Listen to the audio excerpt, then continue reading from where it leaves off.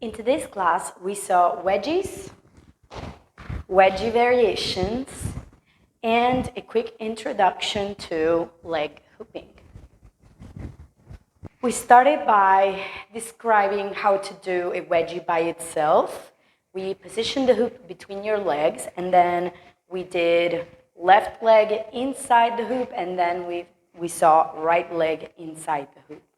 We practice both, and it's important that you keep doing that. So by starting with any leg, you want to start swinging the hoop, assisting it with your hand, and then you want to remove.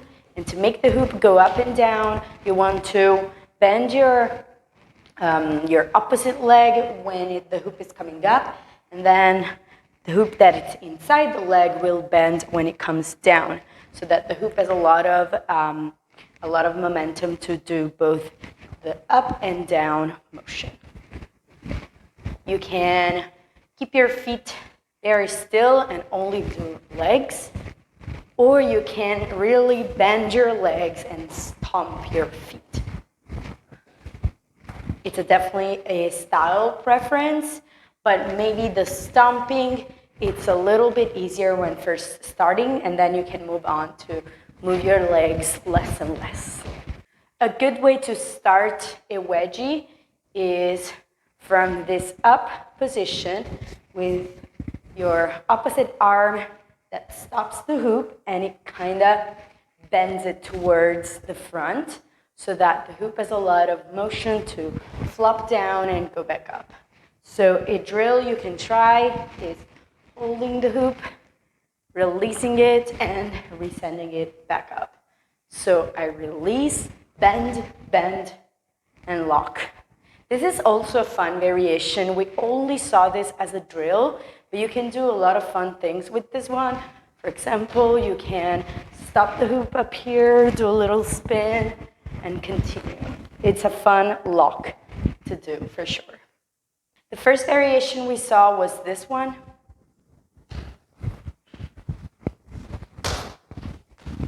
And for this one, you want to wait for the wedgie to be in its downward face, to then stick your leg out of the hoop.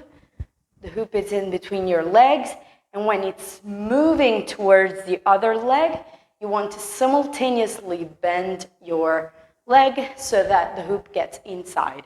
So again, wedgie, it's falling down, I stick my leg out, I wiggle a little bit, and then while I push towards the other leg, I'm bending the other one. So wiggle, wiggle, and push. And you are in the other wedgie.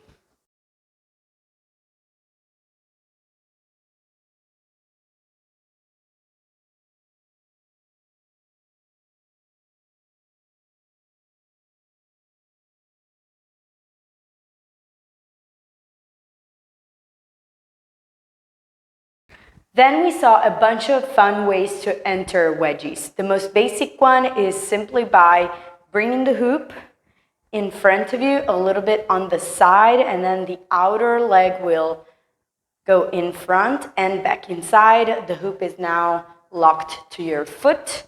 See it from the side. From here, you can get some help from the other hand to push the hoop towards your body, which will allow the hoop to really go fast up.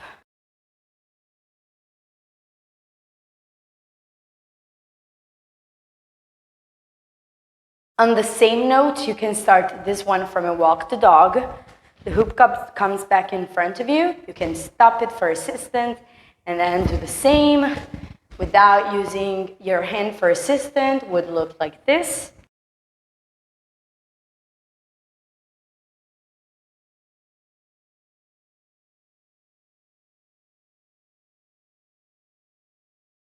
Then we saw how to enter a wedgie from a revolving door, which looks like this.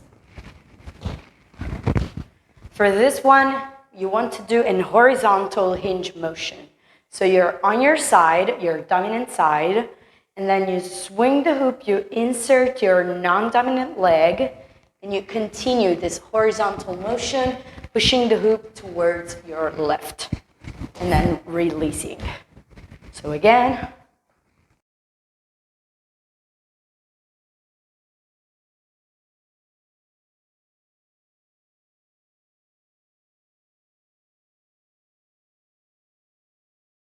On a similar note, we saw a simple step through where all the lines are vertical. So a revolving door, it's pretty horizontal at all times, like this. A step through wants you to do vertical lines. So I step through with either my dominant or non-dominant, depending on what wedgie you want to do, and then bring the hoop up while bending your leg and getting inside the hoop into a wedgie.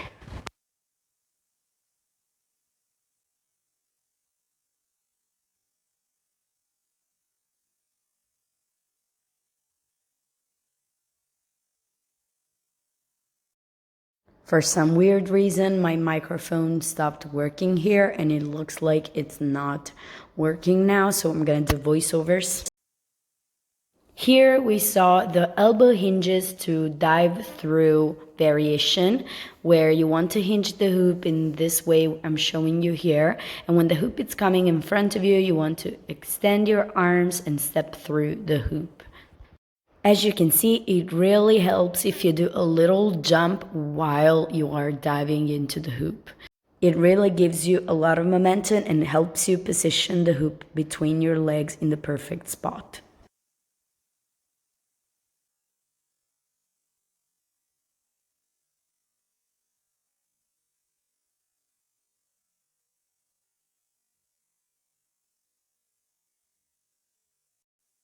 We also saw this pretty simple hinge into the crotch that you can do with 1 or 2 hands.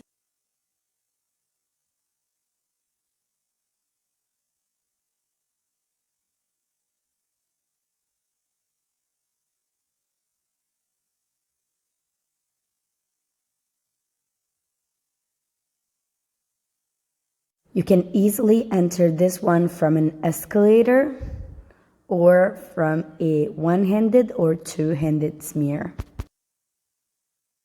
With this technique, we created this fun little combo. You're not really doing wedges at this moment, you're simply doing a hip hinge. But you can also, of course, sneak some wedges in the combo.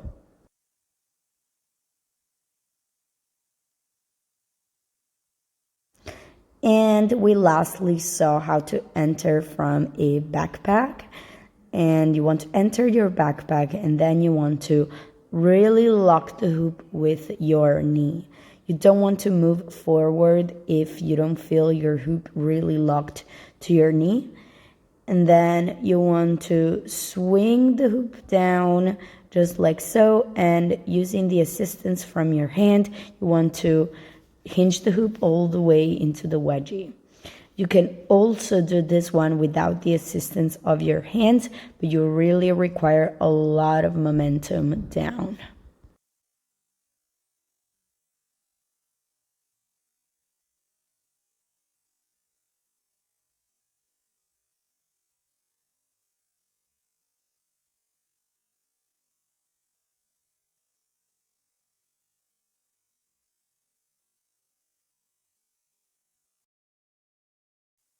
And lastly, we went over some very important tips on how to keep your hoop spinning on your legs.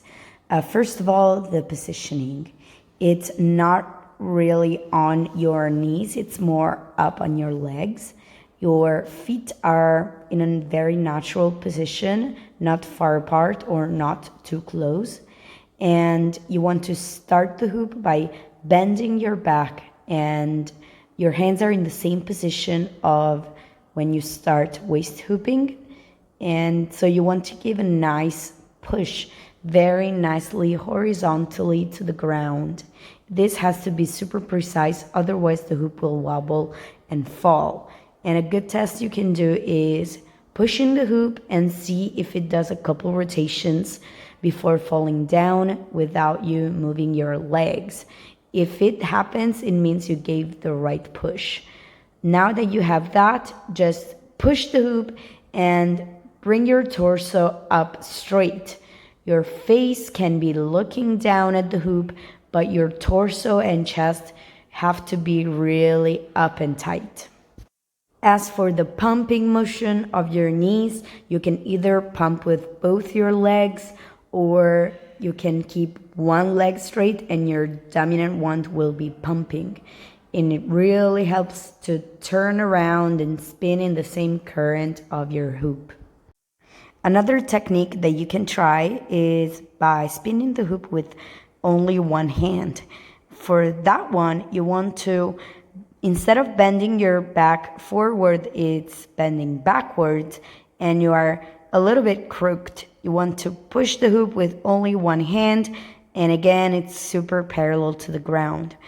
The push is a little harder with this technique, but it's easier on your torso because it's already up and straight and ready to start leg hooping.